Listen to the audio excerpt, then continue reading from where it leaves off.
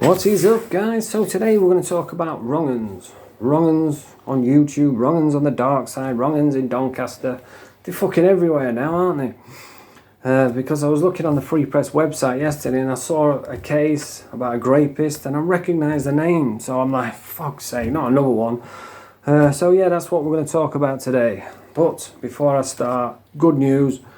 Danny G has finally been seen fighting with someone. There's actually footage of him having a fight. You can't see the fight, but you can hear it. And it's against his daughter's mates, some children essentially. And it starts, I saw it on Hedgehog Man's video, on Hedgehog Man's channel. And it starts with Danny G doing a live, shocker, puffing weed, another shocker. He's sat there drinking with his daughter's mates, because that's not weird at all. And they was all drunk and rowdy, just screamed council estate dosser. And he was puffing on his weed and then, you know, telling the tale, how hard he is, how funny he is, he's the smartest guy on YouTube, he's the most hard-working, he's the best-looking guy, he's got the biggest penis, and, you know, like he does, repeats everything and tells you how many noses he's bitten off, just to impress the children. And he jumps up and he goes behind the camera and it sounds like he's like arm wrestling him, and he comes back in front of the camera and then he's like going, yeah, well, this is how I beat you, I did this, and just impressing the children again. And then it all kicks off and Danny's not happy about something. He jumps up, runs behind the camera, and you can hear him screaming, get out, get out. All the little girls are screaming, stop it, Dad. It was just fucking cringy as hell. But yes, there is footage now of Danny actually having a fight. And it's against children. So it's just another L for Danny, innit? He just L after L after L. The guy can't catch a break.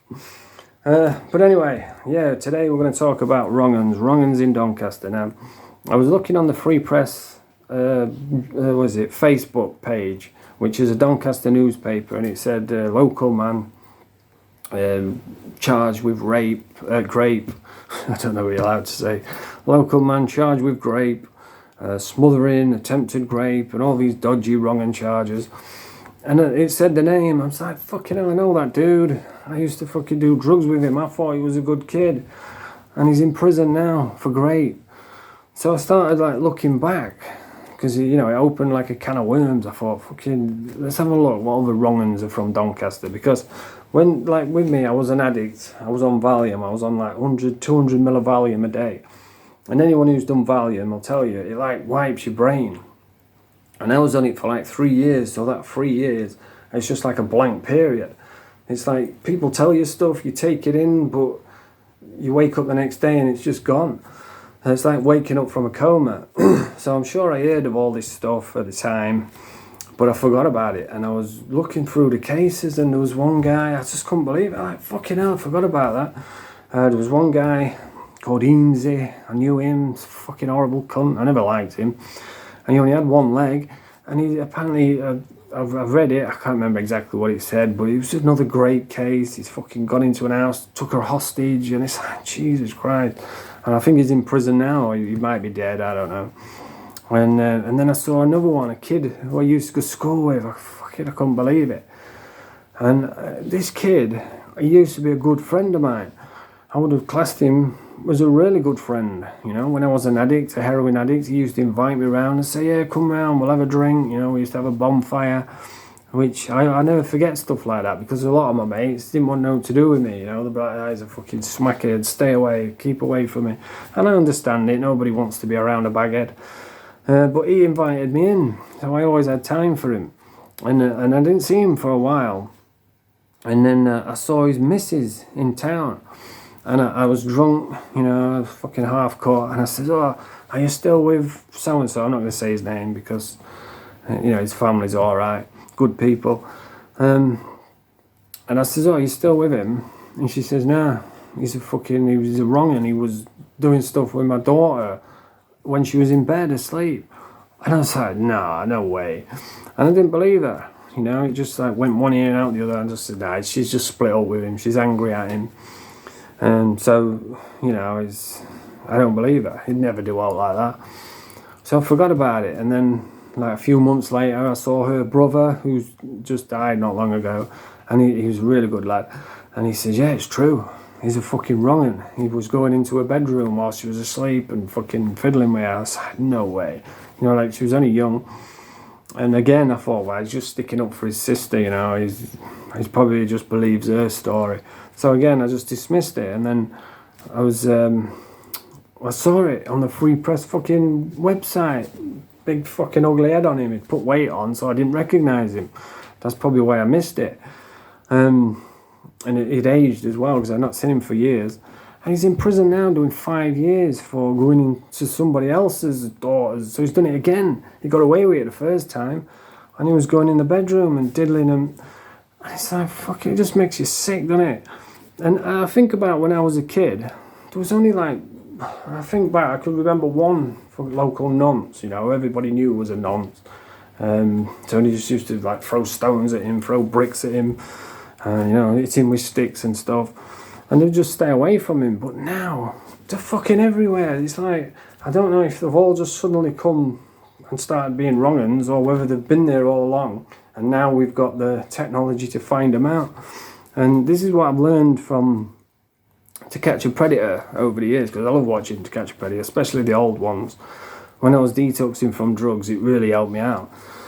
Because I used to think to myself, yeah, I might be an addict, I might be struggling, I might be depressed and miserable, I might have wasted my life, but at least I'm not a fucking wrong-un getting caught in a sting on national television. And I learned a few things from To Catch a Predator. Number one was the power of the pedo.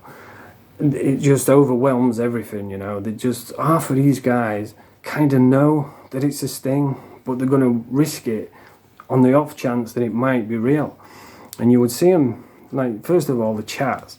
They uploaded the chats for people to read, which they thought nobody would ever see.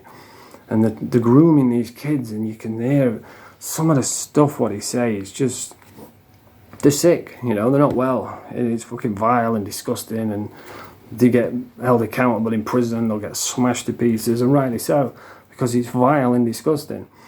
So that was one thing that just blew my mind. And another one was, like, they'd turn up and they'd say, as soon as Chris walked out, you know, the decoy would be there, they'd be like, hey, and then Chris would walk out and they'd be like, I knew this was a sting, I knew this was going to happen.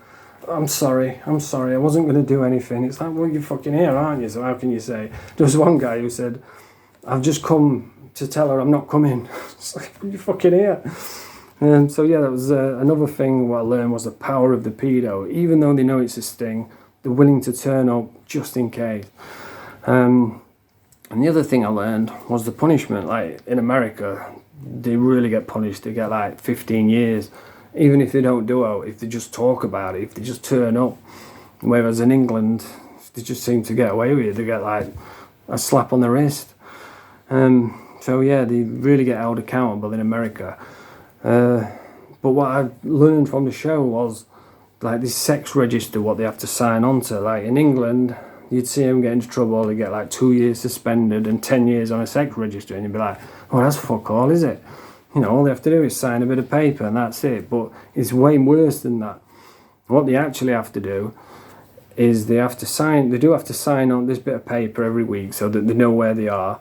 And if they get a new job, they have to tell everybody there that the fucking sex offences, the nonsense, you know, so everybody there knows. They're not allowed around the family in case there's any kids there. They're not allowed near schools. It really disrupts their lives. If they want to leave the state or whatever, they have to get a police fucking authority to do it. So it is a pretty bad thing to have. But like I say, in England, they just seem to really lenient, not like in America. So I learned a few things from To Catch a Predator, and it started like thinking back to being in Doncaster, and you know, if I was around any pedos back in the day. And the one thing that I remembered was this one guy, and I don't think he's not really like a wrong-un charge, but it is quite funny. And there was this one guy, I'm not going to say his name, but he was like a midget. He wasn't a legit midget, but he was like one chromosome away from being a midget. He had like the little stumpy ass, and he used to drive around on a mountain bike. and he used to reach up to the fucking handlebars, and you'd see him go past in his big stumpy ass. And you'd be like, fucking hell, that's so-and-so. And what he used to do was, he was like that Little Britain character, the only gay in the village. Like, he was gay, and he was proud, which was rare back then. Now, fucking hell, everybody's gay, but back then, it was rare to see a gay dude, especially one that was so open about it. And he used to ride around on his bike, and he had his own house, I think, or his flat. And he used to go around all the young addicts, and he would look for ones that were detoxing, you know, because he knew they were desperate. And he'd come up on his bike, and he'd be like, "Oh, are you rattling, son?" He'd be like, "Yeah, yeah." And he'd say, "Oh, come with me, you can just do some work around my house, I'll buy you some gear." And then he'd go back to the house, and he'd probably be like, "Oh, do you want to polish this?" "I'll give you a tenner, I'll buy you some gear." So he kind of like groomed some of the younger looking heroin addicts, but it was all legal. Not legal, but it might be legal. There was all above board, you know, they weren't young.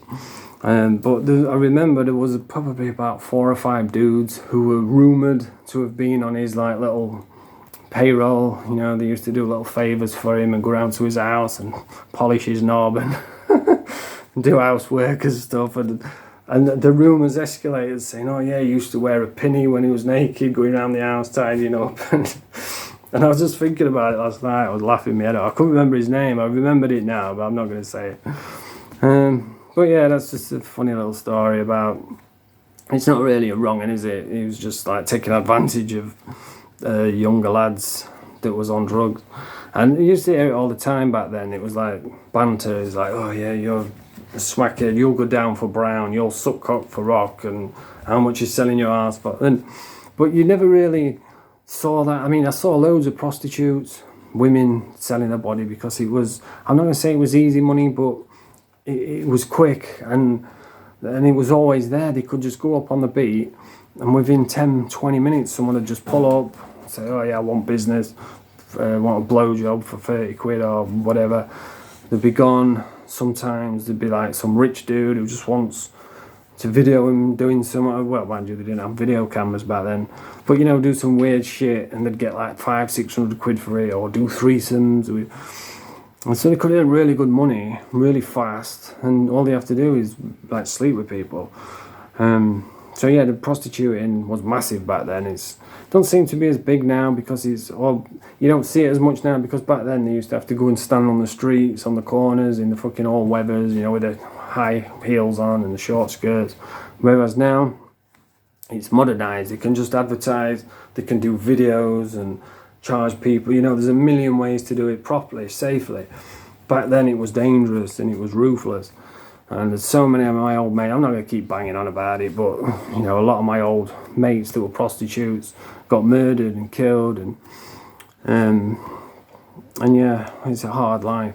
But you know, I was thinking back, like, you don't really see male prostitutes. You see them in America, they're quite open about it as well. There's loads of documentaries out there where they're talking about fucking, you know, guys paying them to suck them off and all that sort of stuff.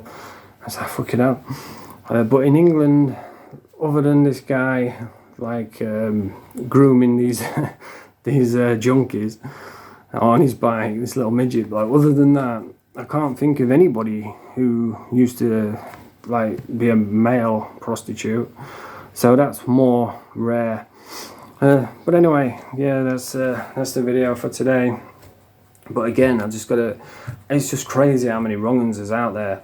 And it's just every single day there's someone new, and you know, someone's getting busted doing that, and they know there's countless fucking pedo catchers out there. They must know that it's a setup. They're either really stupid, or it's the power of the pedo, you know, they're willing to risk it all. There's Chris Hansen's still doing it. It's not as good now as what it used to be, because you can't get away with that anymore. But there's who else is there? Gordon Flowers, Skeeter Jean, there's tons. There's one what I like, and I fucking can't remember what they're called. I think it's something for dads or something, or I can't remember what it's called. But it's just a group of young lads, and they go and catch these guys, but they're not like the normal pedo catchers. The normal pedo catchers will, like, they don't want to incriminate themselves, or they don't want to mess with the charge, so they're like polite to him and they have to protect them from anybody jumping them. But these guys don't give a fuck about none of that. They just turn up and they'll say, oh, why are you meeting this young kid? And you can see they're like smug and arrogant, saying, well, what I wasn't going to do out. And he'll just go smack. Fucking, they say, why are you meeting these kids? And then they'll just beat the fuck out of them. It's brilliant.